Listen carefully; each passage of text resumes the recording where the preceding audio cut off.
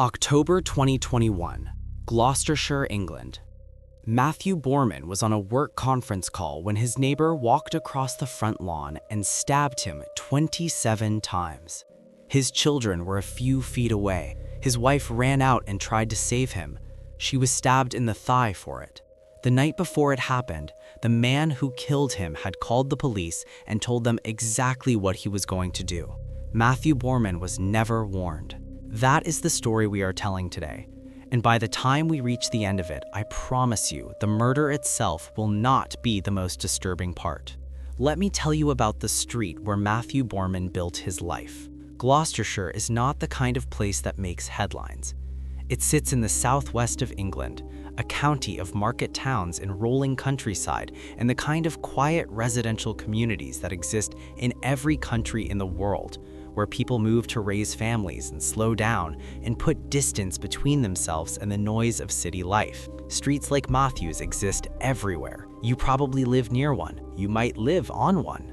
Matthew and Claire had made their home there. They had children. They had a routine. They had the kind of settled, rooted life that takes years to build and feels from the outside absolutely permanent. Their neighbor on one side was a man I am going to call Emre Demir. Emre was 52 years old, and for reasons that will become clearer as we move through this story, the relationship between Emre Demir and the Borman family had been deteriorating for a long time before October arrived. Neighbor disputes are one of those things that most people dismiss. If you have never lived next to a genuinely difficult person, you might think of these conflicts as petty, as exaggerated, as the kind of thing that sensible adults can work out between themselves if they just try hard enough. You might think that the solution is always a calm conversation over a fence, a small compromise, a handshake. You would be wrong, because some neighbor disputes are not disputes at all. They are campaigns. They are slow, grinding, deliberate campaigns of harassment and intimidation that erode the quality of life of the people on the receiving end until those people feel afraid inside their own homes, on their own street, in the neighborhood they chose because it was supposed to be safe. That is what was happening on this street. Emre Demir had a history of conflict, not just with Matthew, with others, with the community, with the systems that were supposed to manage people like him before situations like this one spiraled past the point of no return. By the time October came, Emre Demir was not simply a difficult neighbor. He was a man who was facing eviction proceedings. He was a man who was facing a harassment charge. He was a man who had been the subject of complaints and reports and official processes designed to protect the people around him from his behavior. And he was a man who was furious about all of it. The eviction proceedings in particular seemed to represent something to Emre beyond just the loss of a home. When you have spent years in a place, even if your behavior in that place has been destructive, the threat of being removed can feel like an attack, like a humiliation, like something that must be answered. Emre Demir had decided how he was going to answer it. He had decided before October arrived. We know this because of what he told the police the night before Matthew died. This is the part of the story where everything shifts. The night before the murder, Emre Demir contacted police. He told them he was going to murder Matthew Borman. Read that again because it sounds like something from a script. It sounds like the kind of thing that happens in films where the villain announces himself and the hero has just enough time to prepare. It sounds, frankly, impossible. It sounds like the kind of warning that a system designed to protect people would treat as an emergency, as a threat requiring immediate action, as a red flag so enormous and so explicit that the response would be swift and certain and effective. Matthew Borman was not warned. Emre Demir was not arrested. Nothing happened.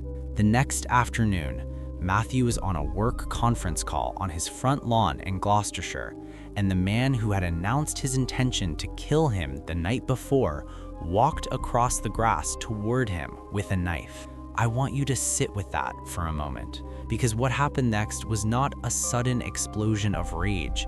It was not an impulsive moment of violence that no one could have anticipated. It was the execution of an intention that had been announced, that had been reported, that had been heard by people who had the authority and the responsibility to do something about it, and who did nothing. Matthew Borman did not know this was coming, but Emre Demir had told the police it was. The attack happened in the early evening. Matthew is outside, conference call still active, colleagues on the other end of the line, the ordinary machinery of a working day still running. Emre Demir came for him with a knife. 27 stab wounds. I'm going to say that number again because I think we have a tendency to hear statistics like that and let them pass through us without fully landing. 27. That is not a moment of uncontrolled rage that ends as suddenly as it begins. That is sustained. That is deliberate. That is a man with a knife and an intention and no hesitation. Matthew's children were only a few feet away. A few feet, not in the house, not upstairs, not safely removed from what was happening to their father on the front lawn. A few feet, close enough to see, close enough to hear, close enough that the rest of their lives will be shaped by what they witnessed in those minutes on an October afternoon in Gloucestershire. Claire Borman came out. Let me be very clear about what it means that she came out, because it is one of the bravest and most devastating things I have ever had to include in a story. Her husband was being stabbed to death on their front lawn, and Claire Borman ran toward him, not away, toward him. She tried to save him. She put herself between her husband and the man who was killing him, and for that she was stabbed in the thigh. She kept trying anyway. There are people in this world whose courage is so complete and so instinctive that it bypasses every self-preservation mechanism a human being possesses. Claire Borman is one of those people, and the fact that her courage was not enough to save her husband is one of the most painful truths in this entire story. Emre Demir was not finished. After attacking Matthew and stabbing Claire, he forced his way into the rear garden of another neighbor, a man I am going to call Peter Gallagher. Peter had nothing to do with the dispute. He was simply nearby. He was simply in the wrong place at the moment that Emre Demir's violence expanded outward like something that had been under pressure for years and could no longer be contained. Emre stabbed Peter Gallagher 8 times. 8 times. 2 victims who had survived, 1 who had not, and Emre Demir was still moving through the street. This is the moment in the story where something extraordinary happened, something that speaks to the kind of community that existed on that street regardless of everything else. A man named Sergeant David Holloway was off duty that afternoon. He was not in uniform, he was not on the job.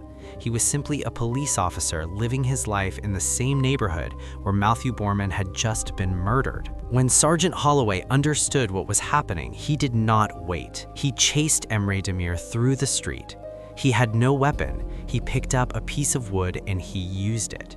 He was followed by a group of local men who surrounded Emre Demir in the street, forming a human barrier to prevent him from reaching anyone else. Think about who these men were. They were not officers. They were not trained for this. They were neighbors. They were people who lived on the same streets, who had families at home, who had every reason in the world to stay inside and lock their doors and wait for armed professionals to arrive. They did not do that.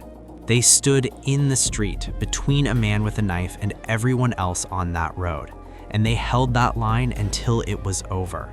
Emre Demir dropped the knife when police arrived and aimed a taser at him. Not before, not out of remorse, not because he had run out of people to hurt, because a red laser dot appeared on his chest and he understood the consequence of continuing.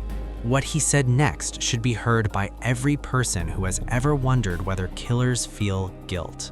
As he was being arrested, Emre Demir spoke to the officers around him. He said, and these are his words, "He's dead, isn't he?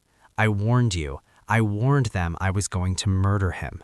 No distress, no panic, no collapse into shock or grief or disbelief at what he had just done. He gloated, in the street, with Matthew Borman's body on the front lawn and Claire Borman bleeding and Peter Gallagher fighting for his life. Emre Demir stood in front of police officers and told them he had warned them. Because he had. That is what makes this different from so many of the cases we cover on this channel. The premeditation is not something we inferred from the evidence. It is not something a prosecutor argued in court. It was announced by Emre Demir himself the night before, to police, and again in the street after the killing. He was proud of it. He had planned this. He had told people he was going to do it, and he had done it anyway, on a quiet street in Gloucestershire on an October afternoon with children a few feet away. The investigation that followed confirmed everything that the witnesses had seen with their own eyes. Detective Inspector Marcus Reed led the case. His words, delivered after the verdict, were precise and unsparing. He said that the events which unfolded on that early evening were truly horrific, that Emre Demir had not shown a single shred of remorse for his barbaric actions, that he had carried out an inhumane act in broad daylight on the front lawn of Matthew's home, while his incredibly brave wife and neighbors did everything they could to try and save him. Those words, inhumane act in broad daylight, stayed with me, because that is exactly what it was. There was no darkness to hide in. There was no shadow or confusion or ambiguity. It happened in the open, in the light, in front of witnesses, on a residential street in England on an ordinary October afternoon. Emre Demir's defense team tried a different approach at trial. They argued that he was suffering from an abnormality of mental function, that the violence was not fully within his control, that there were psychological factors that reduced his responsibility for what he had done. The jury disagreed. They rejected the defense of diminished responsibility and found Emre Demir guilty of murder. He had previously admitted to the attempted murder of Peter Gallagher and the grievous bodily harm of Claire Borman. The murder of Matthew Borman was the charge he contested, and it was the charge the jury delivered without hesitation. After the verdict, Claire Borman spoke. I want you to listen carefully to what she said, because it is not just a statement about one case. It is an indictment of a system that failed her family in the most preventable, most documented, most explicitly announced way imaginable. She said, the police and other authorities had been told about how dangerous this man was, the threats he made and the risks he presented. The response was toothless and ineffective, even when the defendant himself told the police he was going to murder Matthew. That conversation took place the night before Matthew died. He was not even warned. He was not even warned. Matthew Borman went to sleep on the night before he was killed with no idea that his neighbor had called police to announce his intention to murder him. He woke up the next morning. He made his coffee. He went about his day. He got on his work call. He had no idea. The warning existed. The threat had been spoken out loud into a telephone and received by people whose job it was to act on exactly that kind of information. And nothing was done. Claire Borman lost her husband not just because of what Emre Demir did. She lost him because of what the authorities did not do. And she has said so, publicly, clearly, and without apology, because what else is left when the system that was supposed to protect your family looks at an explicit death threat and decides it does not require action? There is a particular kind of grief that comes from preventable deaths. It is different from the grief that comes from accidents or illness or the ordinary losses that life inflicts on all of us eventually. Preventable grief has a fury inside it. It has a question that will not stop asking itself. What if? What if the call had been taken seriously? What if Matthew had been warned? What if Emre Demir had been arrested on the night he announced what he intended to do? What if someone, anyone in the chain of authority that received that warning had treated it with the urgency it deserved? Matthew Borman would be alive. His children would not carry the memory of what happened on that front lawn. Claire would not have a scar on her thigh and an absence in her home that will never be filled. The colleagues on that conference call would not have heard what they heard through the phone line before the call went silent. What if? That question belongs to Claire now, and to her children, and to everyone who knew Matthew Borman and understood that the ordinary afternoon he was having when he died was supposed to be one of thousands more. Emre Demir was sentenced at a subsequent hearing. He stood in a courtroom having already been found guilty by 12 people who had heard everything, having already admitted to stabbing Peter Gallagher 8 times, having already admitted to stabbing Claire Borman in the thigh as she tried to save her husband, having told police in the street with what can only be described as satisfaction that he had warned them this was coming. He showed no remorse. Not at the time of the killing, not during the trial, not at the sentencing. Not once. The court imposed a sentence that reflected the gravity of what he had done.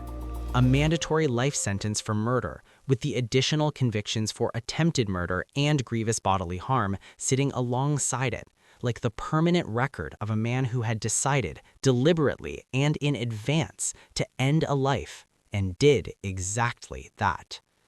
He will spend a very long time thinking about what he did on that October afternoon. Whether he will ever think about it with anything other than the satisfaction he expressed in the street that day, I genuinely do not know. What I do know is this: Matthew Borman deserved better. He deserved a system that took a death threat seriously. He deserved a warning that never came. He deserved more October afternoons, more conference calls, more ordinary days that stretched into ordinary evenings at home with his family in Gloucestershire. He was a man who showed up for his life. The system that was supposed to show up for him did not. Claire showed up. She ran toward the violence with no thought for herself. Sergeant David Holloway showed up. The men who stood in that street and formed a human wall between a knife and their community showed up. Peter Gallagher's survival is because the right people showed up after the fact. But the one moment that mattered most, the night before, when a man called police and said out loud that he was going to commit murder, the system did not show up. And a man died on his front lawn in October, with his work colleagues listening on the other end of a phone line. I think about the colleagues on that call sometimes, the people who heard whatever they heard before the line went silent or was cut.